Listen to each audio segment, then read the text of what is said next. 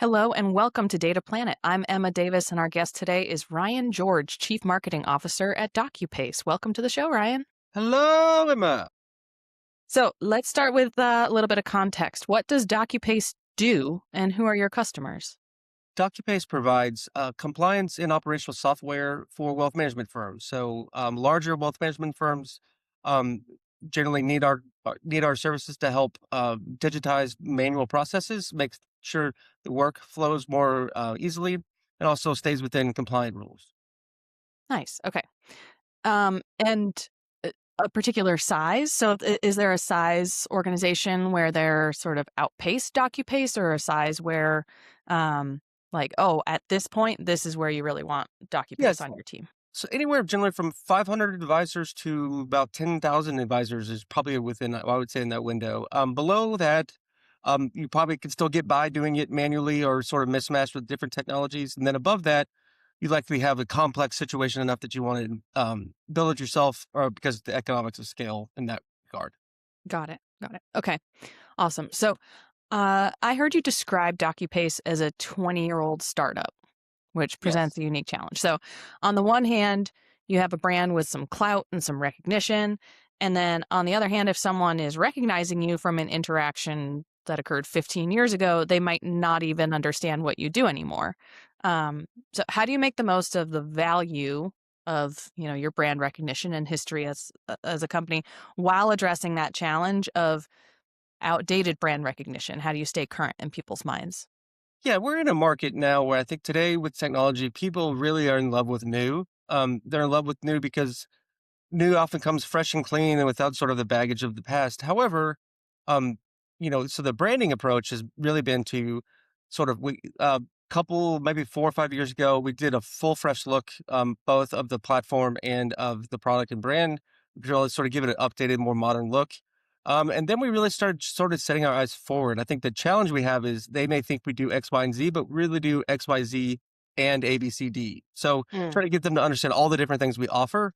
Um, in the wealth management space, it's very continual, meaning like the same people will go from job to job. It's that people tend to stay in the vertical their entire career. And so reintroducing yourself is a big part of it. I think you get assessed by your clients every day. And I think those become the ones that end up telling the story from a brand perspective the most, because they're the ones that are experiencing what you offer. Got it. Okay. And so, in talking about brand awareness, what's worth investing in? How do you know what's worth it for brand awareness initiatives and investments in brand awareness? So I think the easiest way, like ROI in big terms, is what are they saying about you and who is saying it? So um, from an initial standpoint, we took the approach of like, we're going to talk to the market. So more press releases, we were more trying to get ourselves out there and sort of get our story told. Then what I would say the second phase of sort of returning to this sort of startup mindset was having a conversation with the marketplace that's much more like sort of interviews and Q&As and other pieces like that sort of helping remind what we're all about. And then the third step is for us to sort of step back and let the market talk about us without us getting involved, and whether that story is we're monitoring that story to see whether it's actual. And actually, we've been very successful in doing so, in having sort of the market talk to each other about us, like whether it's a consultant, whether it's a possible customer, whether it's a user. And I think that is like, that's the scale, that's the ROI, is that we can have people selling out there, selling our products and selling our story without us ever having to get involved. Yeah, nice. And your background is in PR, and Yeah. so And that how you're what made you think about that? Yeah. Oh, it's yeah. tipping my hand. That, answer sounded a lot like a PR person's answer. So, um, yeah, your background is in PR, so a Yes, lot ma'am. of what you were just talking about is the sort of, earned media and discussion among, trying to get your story out and create a conversation. Yes, ma'am. How does that influence the way you think about supporting DocuPace's growth as the chief marketing officer? Yeah, so I think we're trying to expand as much as we can. So like finding new eyeballs, I think is the hardest thing these days because there's so much noise and so much challenge for them. So with Docubase, we do general like digital approach to of messaging, and we'll test to see what message resonates, and then once we find sort of a thread, we'll go down that thread. And so that's been helpful with Google searching. Like most of the people who come to us are looking for our solution. And we've also like we have a difficult challenge because we sell from our retail side of the business, we have one user, one license, as well as, seven-figure plus deals on the enterprise side. So that's like that's like blasting to the market. So I have to be very targeted in finding out exactly what's resonating with whom. So we actually email has been a successful venture for us because we can deliver a very targeted message to a very specific person, and then read you get pretty good data that comes back from an email, and so we can figure out sort of what is reaching the audience or which is connecting the most with the audience. Nice. And then are you applying that across multiple channels? So it sounds like email is your sort of go-to golden Yes. egg laying goose or whatever, and then you're taking your messaging learnings there and applying that to different channels? Yes, if something performs well, through email, like a message performs well through, email, then we'll pull it into our, like, retargeting. We'll pull it into our general, like, Google search, advertising, as well as, like, our LinkedIn, social posts as well. So, like, we definitely and even the blog content. So, we sort of have that cycle where if we find that thing, then we'll proliferate it across different content channels or different, engagement with the content, the possible customer. And so what's your definition of something working? How do you know if a message is working? So, usually it's against historicals. Like, I don't benchmarks are great, but benchmarks are some esoteric number out in the world. And so what I'm trying to figure out is how does it benchmark against how our historical performance has been? Like this past year, we were up like 450% in white paper downloads from the previous year. So it's like I know that our content is resonating, we're getting in front of the right people. So how can I do that again? Not I'm necessarily going to get 500% return again, but increase. Not But with that attitude, Ryan. I mean, yeah, it's got exactly. But at least I know, like, what's working and how we can try to figure out exactly, what is it about those pieces that we could replicate. I think with the way content is today, it's, we use a third-party content writing firm, and so giving them information, that, "Hey, this was really successful, and here's why we think why," then they can help bring that into other pieces, or that sentiment into other pieces. nice. And so you mentioned white paper downloads, so actual, top of funnel conversion Yeah. um, is a measure of success. Are there any other things you're looking at to understand like what's working and what you want to do more of? Yeah. So, we have general metrics like the webinar attendees and turning a webinar attendee into like a trial user, and then the trial user convert, like sort of follow down that path. What I'm really trying to see is, are we like, I'll go to the enterprise side. Have we shifted our inbound requests, or specifically in my demo request? Are they going up market? That's something like, no, oh, that's working because I know we're going up market.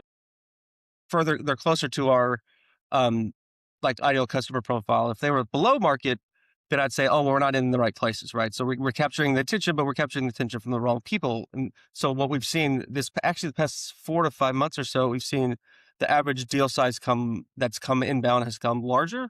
And we also seen an increase in volume. So that like I know we're doing something right if that's the case, right? Yeah. Yeah, absolutely. And what is the sort of time frame of tests? So are you running things as, here's a flight. We're going to try this out for a month or 2 months and then check in, or are you doing real-time assessment of what's working and what's not? It depends on which product line. Our retail side, we're pretty much in real time trying to adjust. We'll probably let it maybe go like a month, and we'll look back at the month. On the enterprise side, it's probably 2 to 3 months in terms of we'll run like little mini campaigns to see how things work across, like spread. I give you an example. So last May, I guess turn of the April into May, we brought on a topic that we thought was relevant to the marketplace. Really smashed into doing some again. There's email again, op-ed commentaries, social posts. Got two actual special white papers on it, and that was like that's has become our high water mark in terms of where I think we were in the right. We had the huge increase in demo requests, huge increase in downloads, and those have actually come pulled through into customers, paying customers. So, if I tried to relate to our investors and my bosses that that's not always the case. I can't always drive that hard in order to get and resonate with the audience, but in that particular case, we were successful. Yeah. And is that being heard? Because I see that time and again with some of our clients. wow, we achieved this record growth, and like, cool. So we'll probably do that same amount of growth this year, right? And like, well, hold on, let's talk about how the wins combined with this, like how Yeah, all of we that like sort of we came hit together. it. We five things flipped in our direction. That's how we got this. We're not next thing.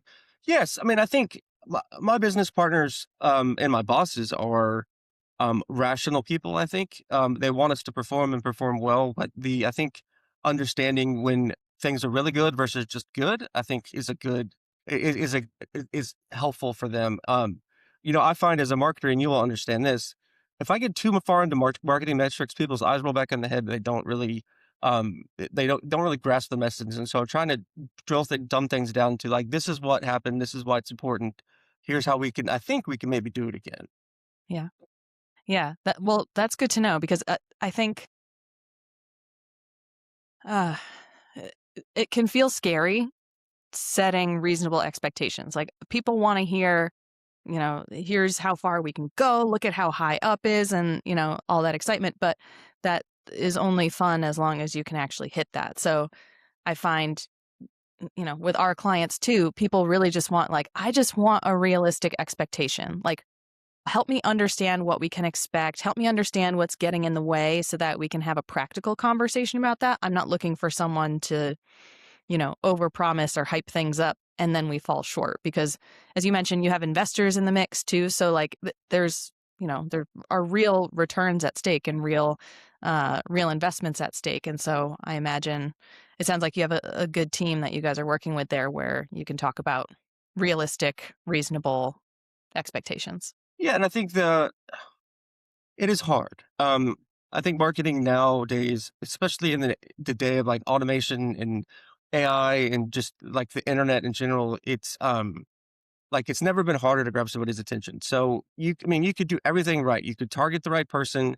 You could go multi-platform and like different levels. You could have them when they're actually needing or feeling the pain and it's still not work because there's just so many different things that are happening in their day. And so I think trying to find best practice, I think you talked about testing like 2 to 3 months. I think we're not afraid to like every year we look at our budget, almost zero base our budget to, okay, so what worked, what didn't, which I'm open to trying anything, but I don't want to keep repeating things that we don't feel like we got a good return on. And so like this year I've looked at events. Events have gotten real expensive. There's not only the cost of sponsorship, but there's a cost of being there and also the trade-off cost of what you're not doing. And I think we'll have a really hard microscope on that to see if we're getting value for, I don't want to say ROI, but if we're getting value for what our investment is. Yeah, yeah, absolutely. And I know events is one of those things. That's not something that I work in personally, but I have a lot of clients who have, we have this event coming up or people in my network. Like, is it worth it? And like, I don't even want to like the exposure, the conversation, like it seems like for an event, if you have tracked positive ROI on that, that's awesome. But it's, similar to so many different marketing channels. It's like, well, there's probably lift there. There's, the exposure and the relationships that, who knows what that can build into. Yeah, I think it really comes down to, do you have the right person to send? Like Mm. to me, more so than the event, more so than the type of sponsorship, more so than anything, is like, do you have a person there who can go and introduce himself to a bunch of people and be active in the event and become a participant? Because it's not easy and it's not like to go hide and find ways to not be at the booth or to not be at the networking session. Like you have to go to those things and you have to make sure that you get value out of them. Yeah. Yeah, and so you've mentioned this a couple times in this conversation, this idea that decision makers are just getting bombarded with sales and marketing all the time. Like you and I both experience this, but also you and I are both trying to reach those people. So what tactics do you think are worth trying and what gets through to you personally? Yeah. So, I mean, I respond to cold pitches and cold outreach. I think I think I'd say genuineness. So for instance, I will reach out and connect with people who and never try to sell them something and just try to become actually truly become their friend and wait for it's the time to be right or for something to be needed. And I think, but the worst thing people are doing today to me is like their pitches comes with their invitation. And it's like, no, just have an invitation. And maybe we could talk about that later, but like, you don't want to jump the shark. So I think what works is a genuine thing like, hey, I think we should have a discussion. And then that discussion may turn into something. But like what's funny with marketers is, at least when they, especially when they're trying to pitch me as a CMO, is they kind of sort of like criticize the marketing. And I'm like, that's never gonna work. Like you're gonna say you're basically saying like, oh, your Google traffic isn't good, so you should hire me. I'm like, that's not gonna work. I mean, maybe it'll work on some people, but it's not gonna work on me. Yep. Yeah. That's why we put out a blog post maybe a year ago or so about like why we don't do free audits as a sales tactic for our potential clients because like I mean, yeah, I could go into any ad account and point out like, well, I would do this differently. I would do that differently. I could also look in, my company's ad accounts and point out like, here's something that on the surface probably doesn't look great, but based on the data, that's why that's good. Like Yeah. you need the context of what's actually going on and alignment with what matters in order to actually break through. Yeah, I like curious people. I don't like knowers. Like I like people who are curious and ask the right questions, not people who come in with all the answers. And I think that's sort of a key to working with us is, can you be curious and try to find out information, not necessarily do you know all the information from the start. Yeah. Absolutely. Is that something that you bring to your marketing approach that you bring with your team actively or more of a personal value for you? I try to get, at least with my team, I try to keep them curious as much as possible. I probably curious and confident is probably two things that I think are critical to be a part of our team member. Is you have to be curious to try something, and also confident enough to know that the team will support you in doing so, and that even if it doesn't work, we'll just move on to the next thing. I think people don't get fired for making mistakes, or people don't get fired for trying something and it working. They get fired for sitting on their hands and like sort of like keeping their head down. And I think that that's we just don't have the ability to do so in our market. Yeah. Yeah, absolutely. And I think the other thing, beyond sitting on your hands is sort of the other side of the curiosity coin I always think of as judgment. So like if all you're doing is tearing other things down or, what you were saying, poking holes in something like, okay, what's your solution? And like, that's Yeah, not helpful either. So yeah, it's today's digital world. It's very easy to critique and criticize others. I try to spend more time figuring out how I can benefit what we do. yeah, I love that. Well, Ryan, thank you so much for being a guest on Data Planet. For listeners, if you want to learn more about Ryan and Docupace, information will be in the show notes. Otherwise, Ryan, thanks for being part of the conversation. Love speaking with you, Emma.